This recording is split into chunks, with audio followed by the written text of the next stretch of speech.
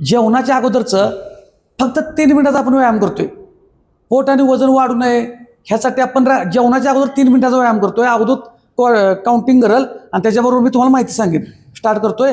हां 1 2 मराठी 3 4 5 6 7 8 9 10 10 9 8 सगळ्यात 7 महत्वाचं काय आहे, 6 हे केल्यामुळं 4 3 2 1 हां साईडला 1 जेवणाच्या अगोदर व्यायाम केल्यामुळं हालचाली हलक्या केल्यामुळं 6 आपला 7 मेटाबॉलिझम 9 चांगला होतोय.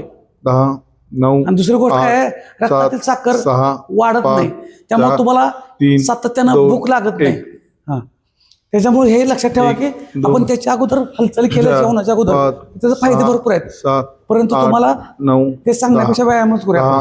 9 नंतर सांगतोय 7 6 5 4 3 2 1 1 2 3 4 5 6 7 8 स्पीड होते 10 10 9 8 7 6 5 4 3 2 1. तर लक्षात ठेवा 1 2 3 4 5 6 7 8 9 10 10 9 8 7 6 जेवढ्या चांगल्या हालचाली करणार 4 तुमचं पोट आणि वजन कमी होणार मदत होणार. 2 1 एक पाय पुढे घेऊया. हां 1 2 3 4 5 6 7 8 9 10. पाय बदलायचा आहे. 1 पासून 1 1 2 3 4 5 6 7 8 9 10. दोन्ही पाय जवळ घ्यायचं. 1 2 3 4 5 6 7 8 जे नवीन आहेत त्यांनी सतत सेट करा. 10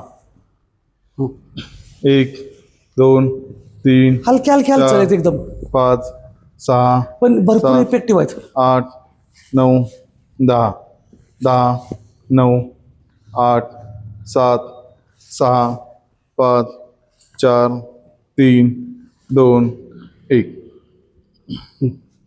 1 2 3 4 5 6 7 8 9 10 10 9 8 7 6 5 4 3 2 1 1 2 3 4 5 3 मिनिट झाले. 6 7 8 9 10. तर अशा पद्धतीने फक्त आपण 3 मिनिटाचा व्यायाम केला.